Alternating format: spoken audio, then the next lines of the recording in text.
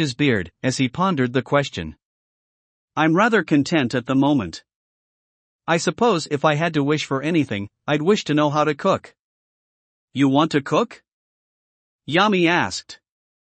Well, I'd love to be able to make some barbecue anytime I want to, Tokoshi said. Maybe bust it out at the next family meeting. Fighting is badass, being able to fight is wonderful, but people who can cook have their own charm to them. Ha!